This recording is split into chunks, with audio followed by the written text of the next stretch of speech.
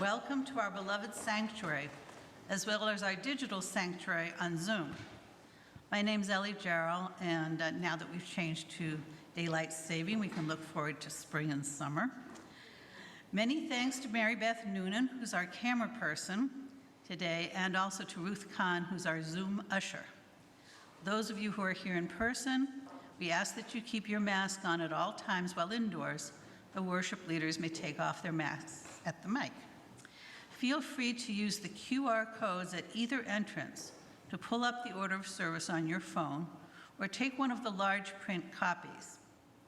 People of all ages are welcome to move about in the sanctuary as they need to, and coloring sheets are available at either entryway. Children's programming for elementary school-aged kids will begin today after our time for all ages. Our substitute child care provider, Alex, is available to be with nursery-age children in the narthex in the back, or to accompany them to our nursery in the parish hall. As we begin our service today, we acknowledge that our church was built on the ancestral, unceded land of the Massachusetts people. We acknowledge the devastating legacy of settler colonialism and the continuing harm done to Indigenous groups in our community and beyond.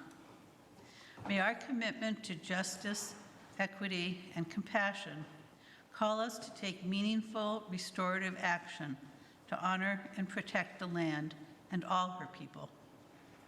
We invite all of you to bring your perspectives, your beliefs and doubts, and all that is unique and wondrous about you to our service. In the spirit of love, all are welcome here. If you're new to Theodore Parker Church or are visiting today, we'd love to stay in touch. You're invited to fill out a connection card, which will give you an opportunity to sign up for our weekly updates and help us welcome you. A link to the connection card will be in the chat, as well as our contact information. Those joining us here in the sanctuary are encouraged to fill out in the contact card you'll find in your pews within the bright yellow pamphlet. We'd like to offer a moment for those joining us remotely to greet those of us who are here in person. So AV folks, could you please put our sanctuary screen in gallery view so we can see our off-site congregation. Okay, are they up? Yes. Okay, and then let's give each other a big wave and say hello from off-site and also from those in the sanctuary. This morning, we welcome back into the pulpit our very own Dr. Robin Colgrove for this lay-led service. We hope that each of you will find some comfort to carry with you over the week and some challenge for your thoughts. As always, we wish for each of you health, well-being, and a sense of peace. As our pianist Yukiko Takagi brings us into worship with Howard Skempton's Quavers 2 and Surface Tension 3, we bid you welcome.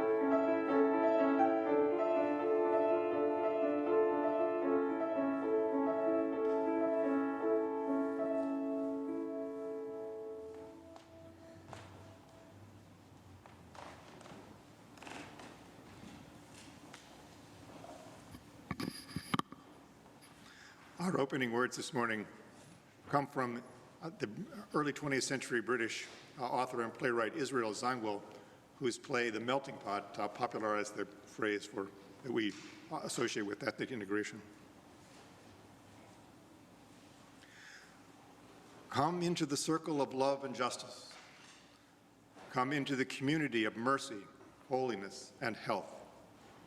Come, and you shall know peace and joy. Please rise in body or spirit and join us in singing hymn 118, This Little Light of Mine.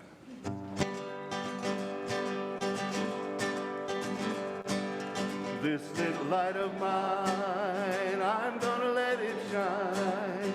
This little light of mine, I'm gonna let it shine.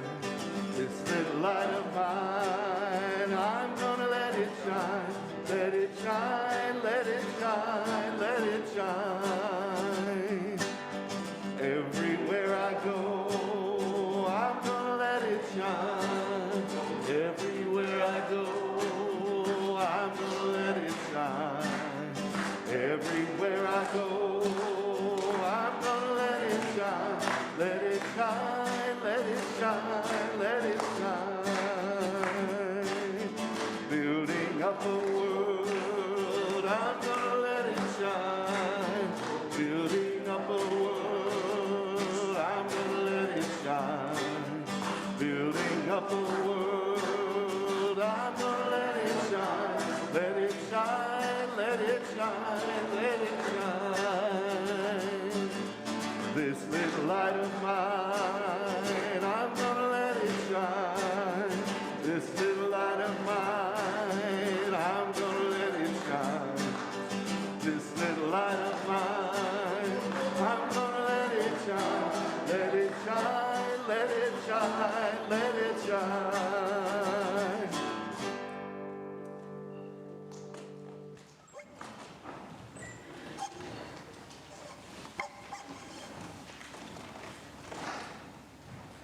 Please join us for this also, which will be. Love is the spirit of this church, and service is its prayer. This is our great covenant, to dwell together in peace, to seek the truth in love, and to help one another. And in Spanish, el amor es el espíritu de esta iglesia, y el servicio es nuestra oración. Esta es nuestra gran promesa, vivir juntos en paz, buscar la verdad con amor y ayudarnos los unos a los otros.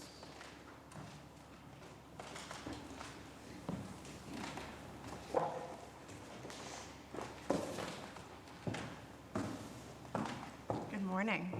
Good morning. So for the title of this service, Robin chose Different Boats, Same Storm. And this morning we're talking about reflecting on the pandemic that we've been surviving these past 3 years. And that was the frame that he chose to talk about it, which I've been finding a really helpful way to think about these 3 years of pandemic. What it's saying, I think, is that if we think of COVID-19, this big virus, as a big giant storm that's been happening in different waves all around the world, it can be helpful to imagine each of us, the millions of people and families and communities that have experienced this storm, as each being different boats. I brought some props to just help us visualize the boat.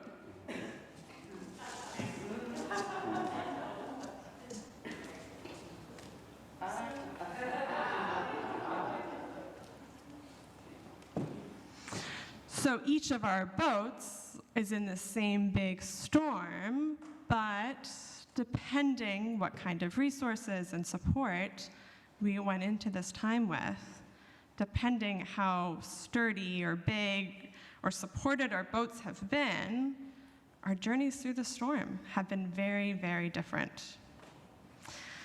It's easy to think first of some of the obvious reasons why boats might be different, right?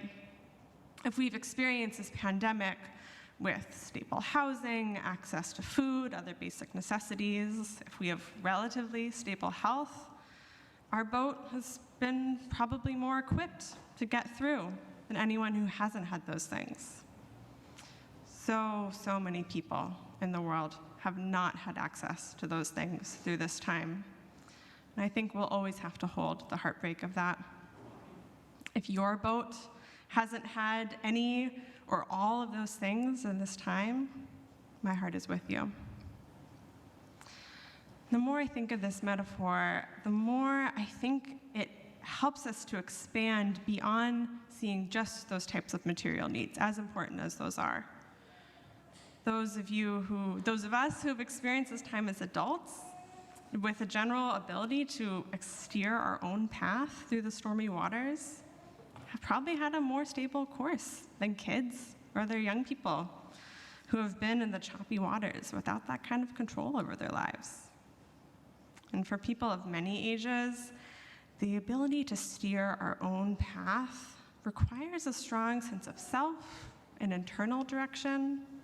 If you felt internally lost in any way, which all of us do sometimes, steering a stable course has probably been a lot harder.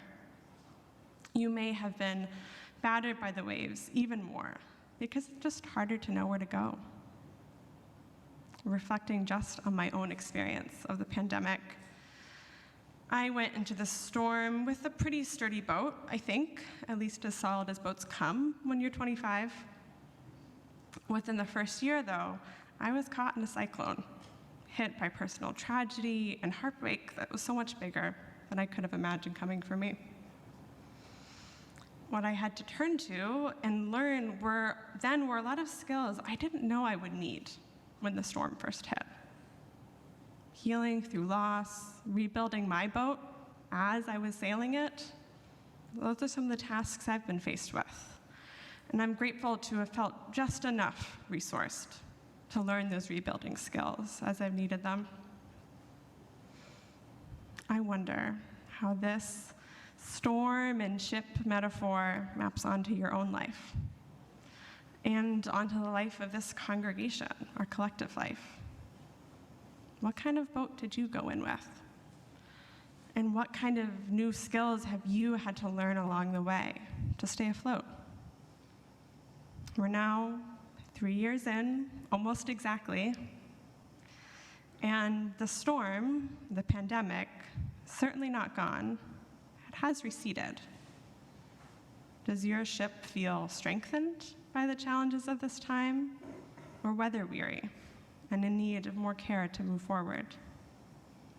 As we turn towards the work of healing together, accounting for this huge storm, huge time, how can we lend each other a hand and share what skills and resources we've come in with or learned along the way? On that note, I'm going to invite any kids here today to join me for Children's Chapel. We're going to be making some ships of our own and decorating our collective ship with all that we need and might learn to weather the next big storm together. Michael, can you lead us in our children's benediction?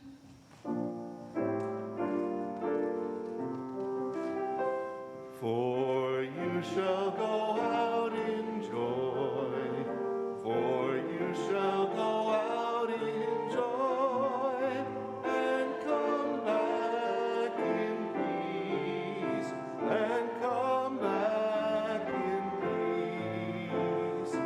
Blessed be.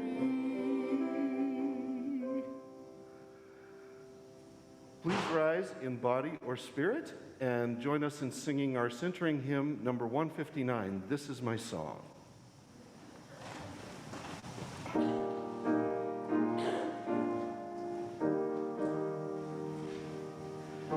This is my song, O God of all the nations, a song of peace for lands afar and mine.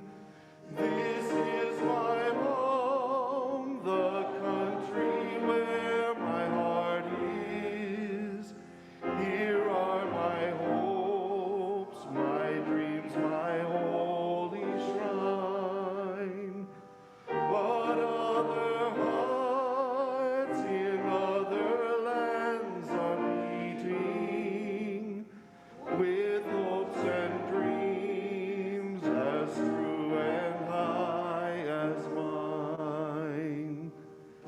My country's skies are bluer than the ocean, and sunlight beams on clover leaf and pine.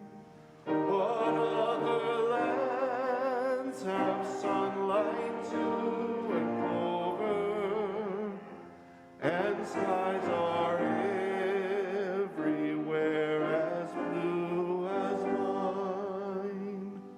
Oh, hear my song, thou God of all the nations, a song of peace for their land and for mine. May be seated.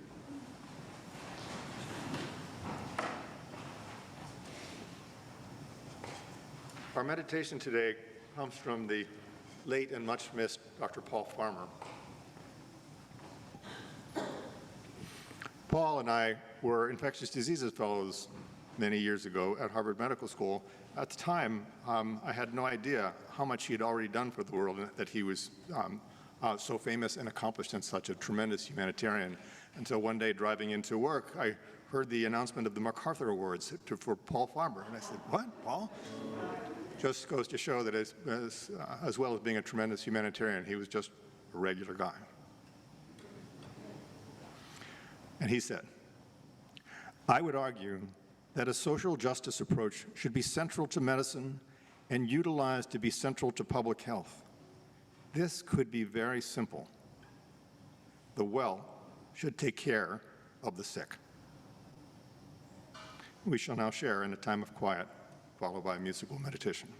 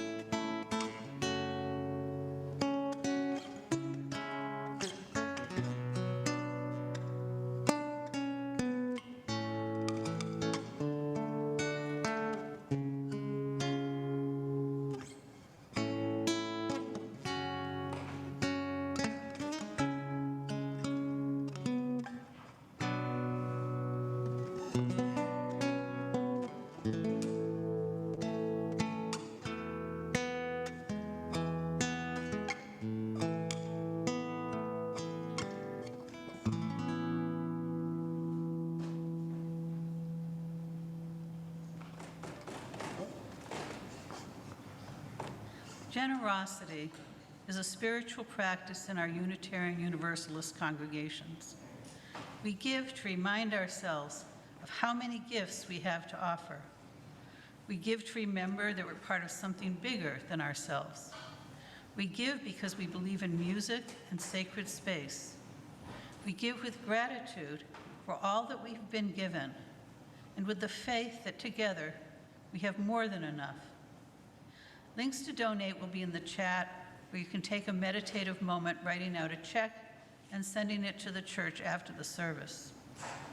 Ushers will be coming around the sanctuary to collect an offering from those in the pews who wish to donate something more tangible. As Yukiko shares Howard Skempton's Two Highland Dances, an offering to sustain this congregation of memory and hope will be gratefully received. Thank you.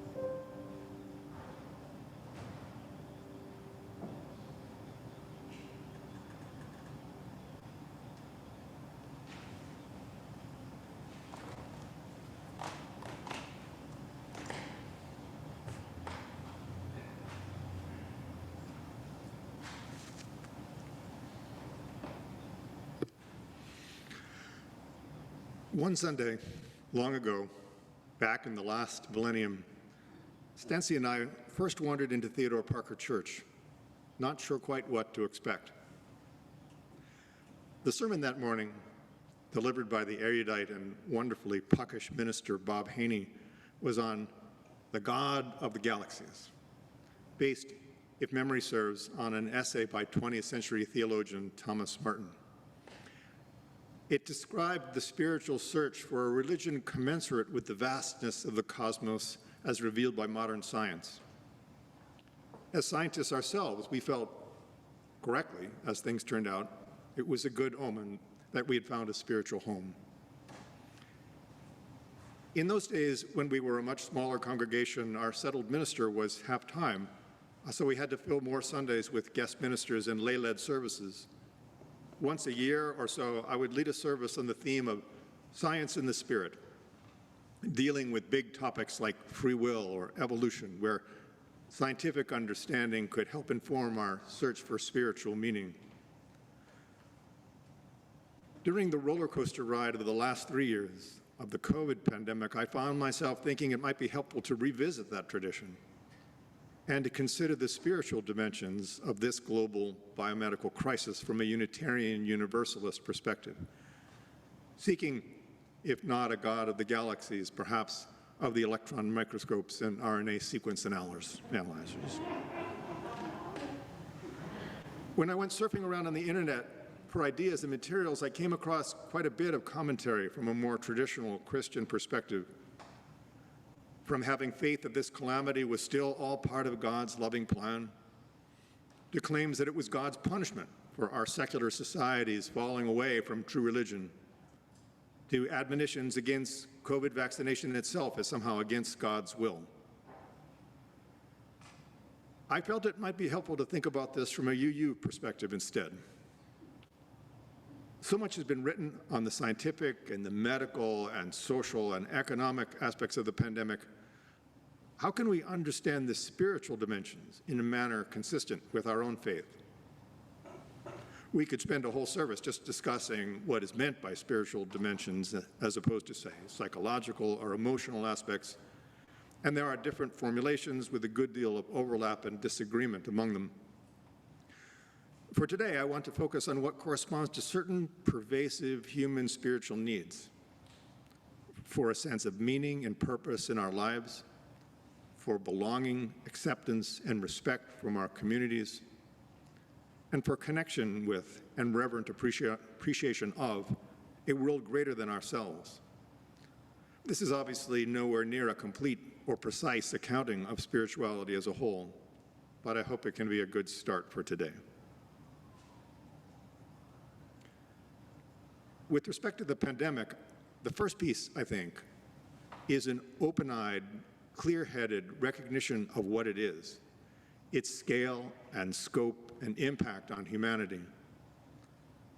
This may seem obvious, but you don't have to look very far or very hard to find a lot of wishful denial of the magnitude of what we have faced over the past few years. A common criticism of conventional religion is just this, that it supplies comforting fantasies to avoid facing harsh realities, a la Marx's adage about religion as the opiate of the masses. Instead, I would argue that we should strive for a more humanist acceptance as the starting point, no matter how painful. To me, this seems related to the first of Buddhism's four noble truths, facing the truth of suffering as a universal feature of human existence. Both the ubiquity of suffering, as well as the gross iniquities in its distribution, have been laid bare in heartbreaking fashion by the pandemic. From the grief at each individual loss of friend or family, to whole communities across the globe consumed by fear and mourning. Each form of illness has its own colors of suffering, and struggling to breathe, as happens with severe COVID, is a particularly terrifying sensation. Both the suffering of the afflicted themselves and of the loved ones caring for them are painful realities we must bear as part of how we move forward to help and to relieve suffering going forward. Perhaps strangely, this grim recognition of reality can be intimately related to another deep human spiritual need, the desire for meaning and purpose in our lives, especially in the face of a global calamity. Unlike more traditional religious formulations that would have us understand vast and seemingly senseless loss of life as somehow part of God's plan for us, leaving us to trust in the mysterious ways of a deity. As Unitarian Universalists, we find purpose and meaning exactly in how we help one another through the hardest times. Frontline workers in hospitals and clinics, essential service providers in the groceries and factories, those caring for individual friends and family, and all the small things we do each day with distancing, masks, vaccination, testing, etc., to help protect the most vulnerable among us. Early in the pandemic, some urged us to work together with the familiar adage, we are all in the same boat, meaning that COVID was a plague upon all of us, so we should work together to stay afloat. Soon, however, came something of a rejoinder. No, unjust as it is, we are not in the same boat, but rather many different ones, some strong and seaworthy, some frail and leaky, some sailing in entirely the wrong direction. We are, however, all in the same storm. And unlike the story of Noah's Ark, where all but a lucky few were left to drown, we who are fortunate enough to find ourselves in better boats can use our resources to help those in more dire circumstances. We find meaning and purpose then, not in following some preordained plan laid out for us, but rather in the plans we make ourselves to help one another.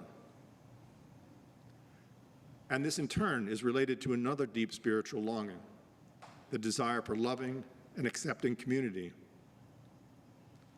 A particularly horrible and demoralizing aspect of the COVID pandemic has been the extreme isolation it has imposed on so many. I remember the first big wave of infections here in New England when hospital intensive care units filled to near breaking with COVID patients. One of the most heartbreaking things was to see critically ill patients dying or near death, stuck in isolation, cut off from family and loved ones.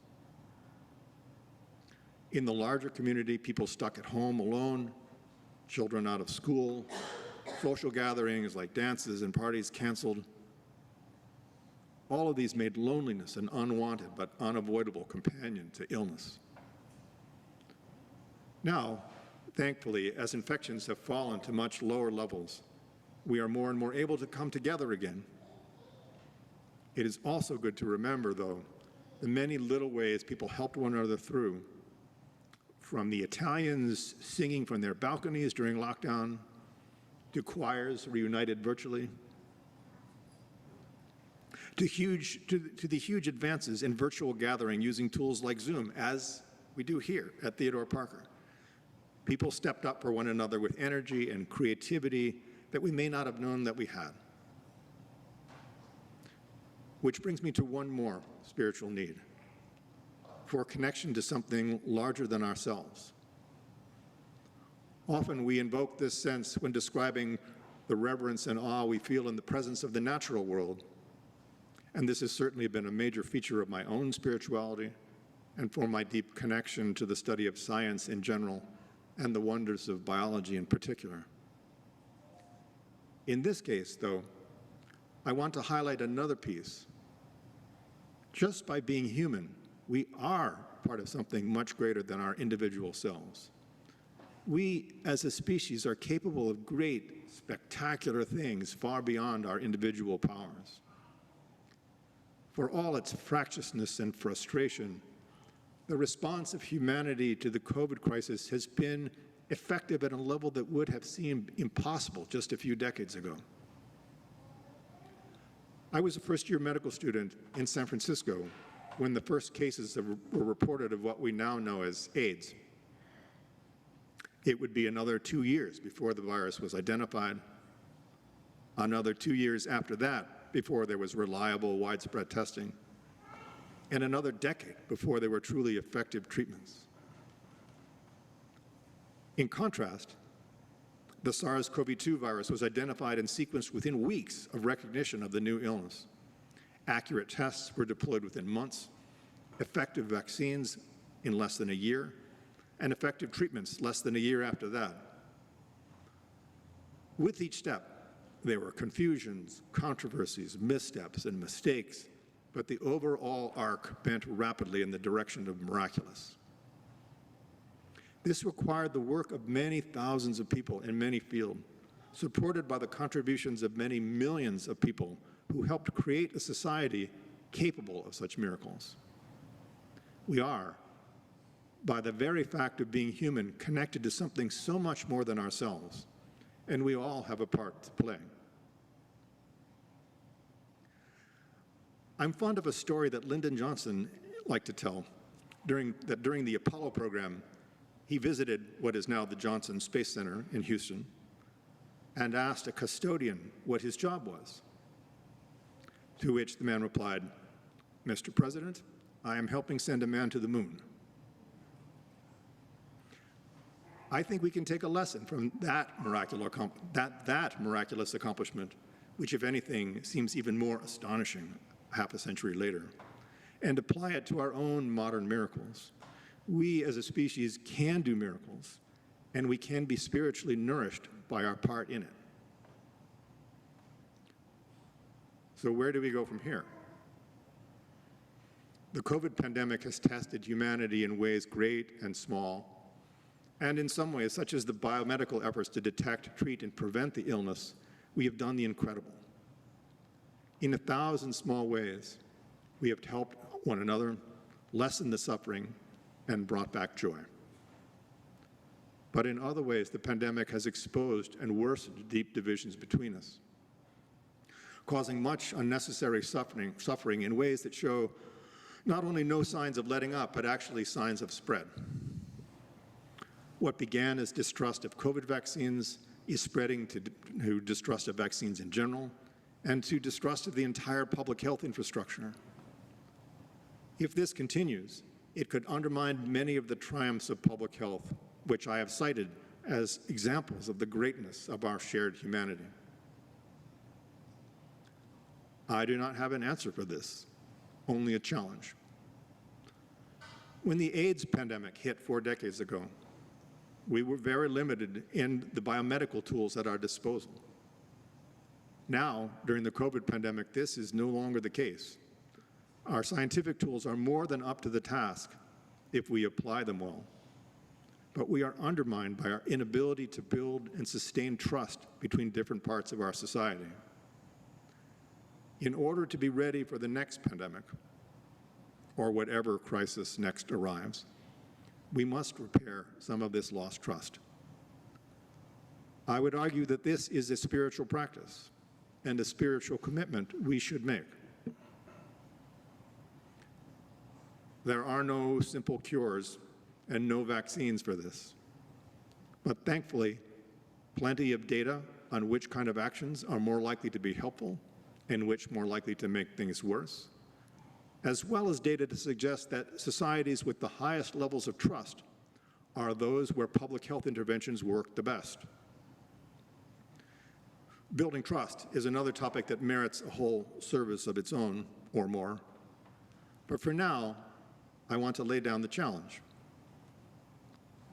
To spend less energy working to convince others we are right, the part that comes naturally to use, and more honest effort listening to those we think are wrong. We need to do this even knowing we will often be rebuffed, since people generally only listen to us when they truly believe we are hearing them. In my clinical work in infectious diseases, I talk to a lot of people from all parts of society, not infrequently telling them things that they do not want to hear about COVID and many other subjects. I don't think I have ever really convinced someone by the pure force of my argument, but I know some I have gradually won over when they can truly see that I'm paying attention and that I care. So here is the charge. We must take it as a spiritual practice, a path, a way, a Tao, to show the folks in the other boats that we are listening and hearing them, and that their beliefs and their concerns matter even when, especially when, we disagree. That is the surest way through this storm, through those sure to follow. May it be so. Our closing hymn is our popular favorite, Blue Boat Home by Peter Mayer. Just say in passing that there are two Peter Mayers who have written hymns that we sing in the hymnal. When we sang the other one, I'm like one of those Japanese bowls, I wrote to him, found his email and wrote to them, and he said, I wrote to the wrong Peter Mayer. And so he said, the other Peter Mayer. So we'll do this Peter Mayer, the one who wrote. Please rise as you're able.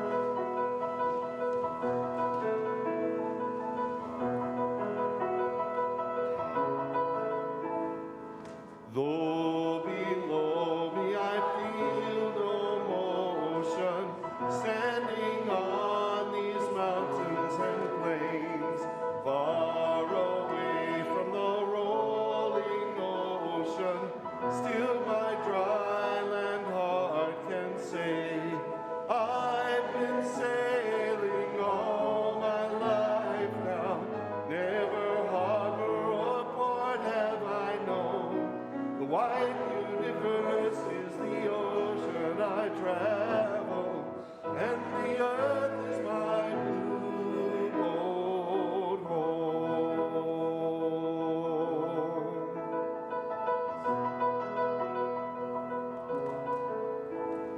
Sun, my sail, and moon, my rudder, as I ply the starry sea, leaning over the edge in wonder, casting questions into the deep, drifting here with my ship's companions, all we kindred pilgrim souls, making our way by the lights of the heavens in our beautiful blue boat home.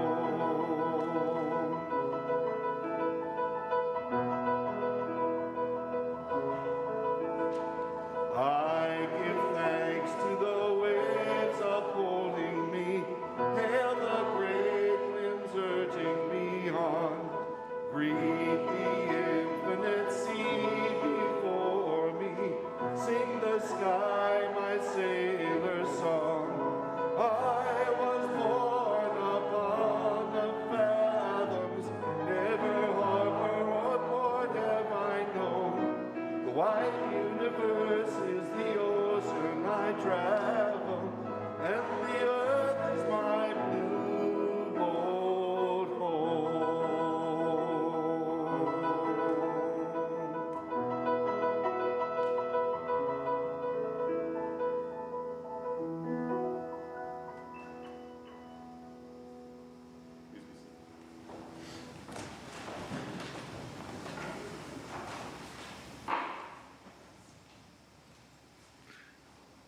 Could we put the announcements up on the slide, please? Thank you.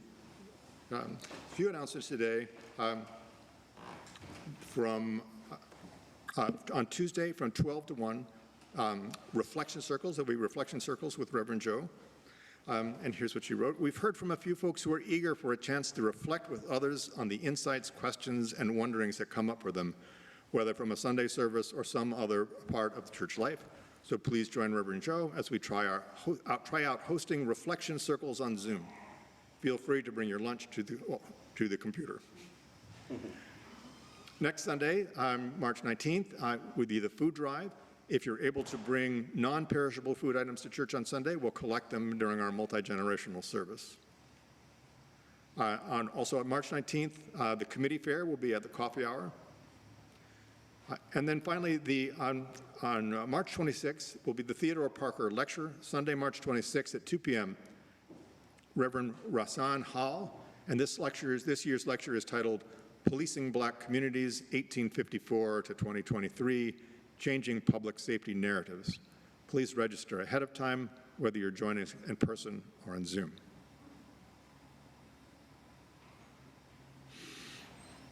Our closing words come from the great singer and political activist Paul Robeson.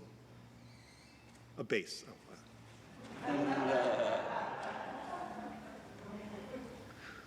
Sorrow will one day turn to joy.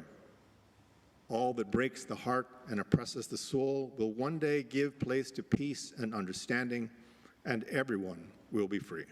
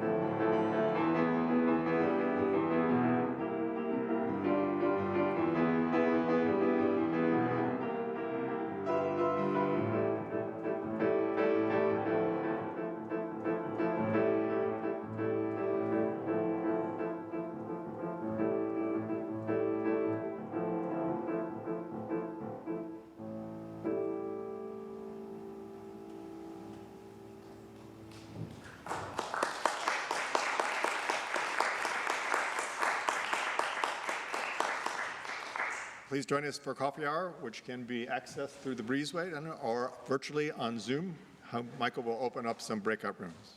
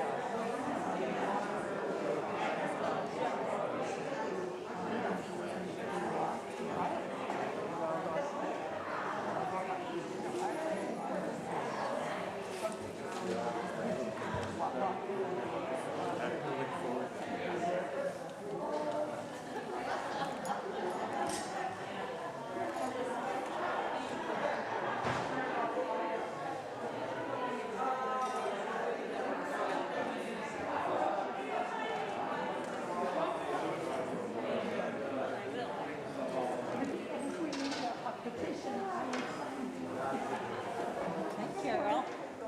Good. Are you all set for the event? Well, we can use more volunteers. And the question is, like, we're collecting money also? No, we're not collecting money. We're not collecting money. Actually, could I talk you into sort of being in charge of the breeder people? Okay, all right. Hi, how are you? How are Good you? to see you. How is Stan? Good. That's good. I mean, aside from For 95, it's phenomenal. we are Yeah, list he's earned the right to be very slow about everything he does. get them Yeah. checked off on the Church list. is And literally they are. I mean, At they this aren't point, actually- I understand. Does he get much out of the services on Zoom? So He yeah, doesn't watch it on He Zoom? can't see it. Oh, okay, And if I'm I have here, he several other can't people start that it. help. okay. So, Particular but he can't really, he can't see it, period. Bill and Martin. And it's very difficult. on Zoom. no, I- Anyway, that actually one lived here for a step while. removed is difficult. Hearing something gives a little bit of access, but not by much. It's not enough. I totally understand. I get that. Yeah, so, yeah.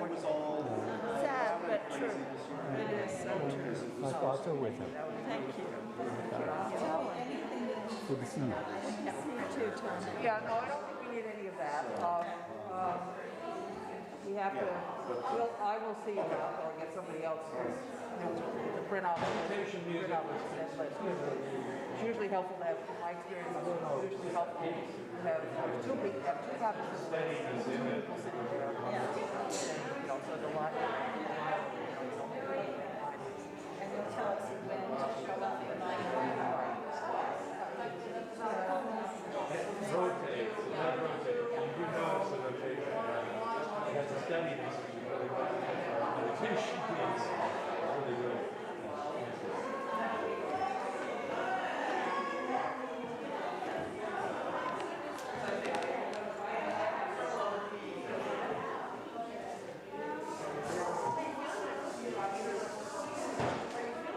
Oh, I'm starting. Yeah, it was like bronchitis. I'd sang last night, and it was fine, and my voice held out today, so that's the only thing I would worry about.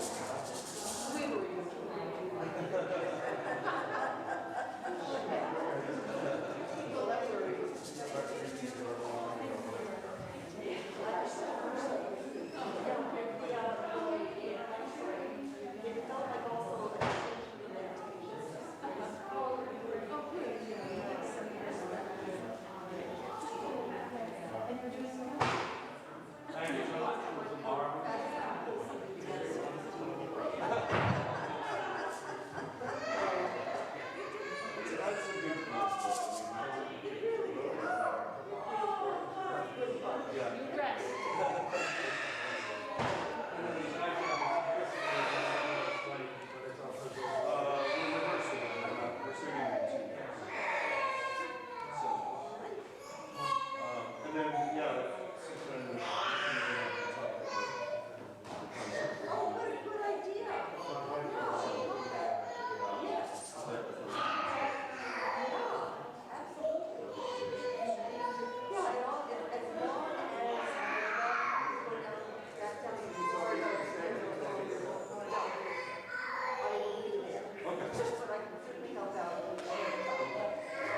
yeah, so I mean, this group is, a bunch of Muslims that I know. They kind of lean towards sort of accessible.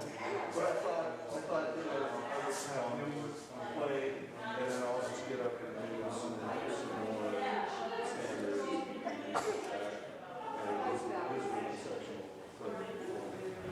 So, yeah, so I love the idea.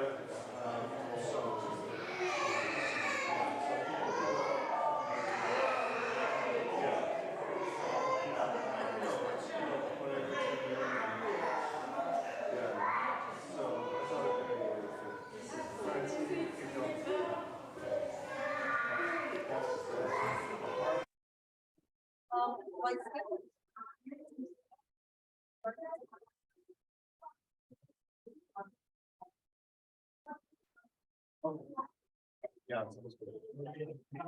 All right, yeah, so I'll just, one side of the completely.